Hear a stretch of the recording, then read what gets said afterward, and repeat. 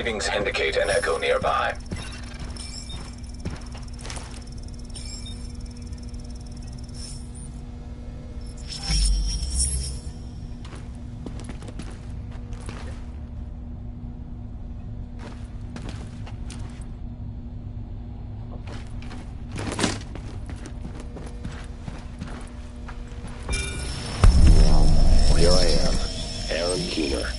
First wave's prodigal son.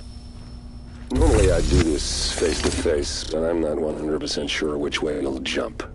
You act one way when Ms. Lau is watching, and another way entirely when you're off the leash. That's an interesting contradiction. You see, I think that deep down, you get it. You know, the old rules, laws, governments, those things died on Black Friday. But the feral PMCs, the convicts, the ones smart enough and good enough to take what they need, they'll survive. Me? I'm gonna prosper. Oh, you could too, but you took an oath, right? You got a duty. Those are both ways of saying that your conscience is fucking you. You ask yourself, who has earned a right to tell you what to do? Do you know how many agents died to hold the Dark Zone, just for the brass to give up and put a wall around it? You don't believe me? You should check the place out for yourself. But the people you're working for, they're irrelevant now. Amherst changed how the game is played, and I have got the vision to win. I got Chernenko, I got a DNA printer, and a very interesting recipe book. I'm gonna write my own rules. You should think about getting in on this thing. I'll be seeing you.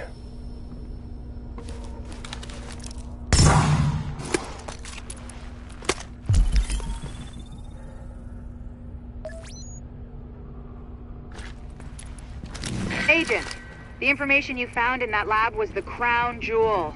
I think we can break this thing now. But we've got some more information. A voice from the grave. Listen to what Amherst has to say.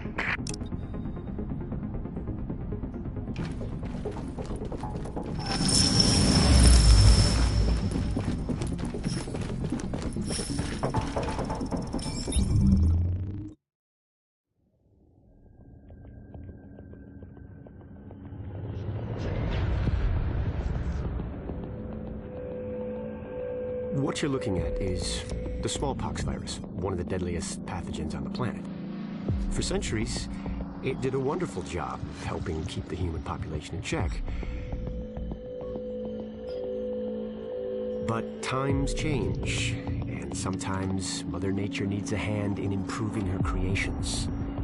Like, say, speeding them up a little bit, making them contagious when they should be quietly incubating in a host, or making them more lethal.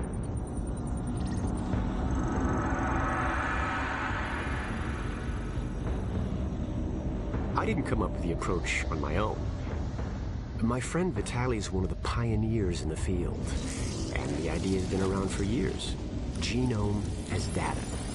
You see, once we digitized DNA, we made it infinitely mutable. We could do 1,000 virtual variations in the time it used to take to grow a one lab-grade generation of pathogens. And we could pick the best, most lethal combinations and make them real. That's how you make a killer virus, you see. Mix in genetic code from other diseases, and you move the sliders all the way up on lethality and virulence.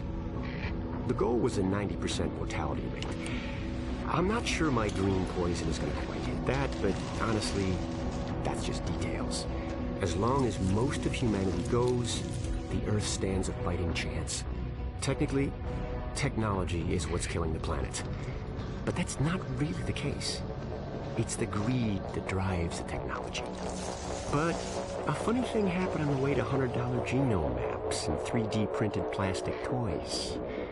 Someone figured out those technologies could be repurposed, modified for the greater good. Me. Now, my virus is going to do what nature's always done. Decide who lives and who dies. And if nature decides I die, then I die. If nothing else, I'll have a lot of company. Natural selection at its finest, helped along by a little unnatural genetic manipulation. It's all data, really. Life's just a method of processing it. The same way I processed the smallpox genome on my laptop. And who's to say that wasn't the plan all along? If, by some miracle, you survive green poison, then nature's decided you deserve to live. The rest of us shouldn't and won't. Godspeed. I'll see you in hell.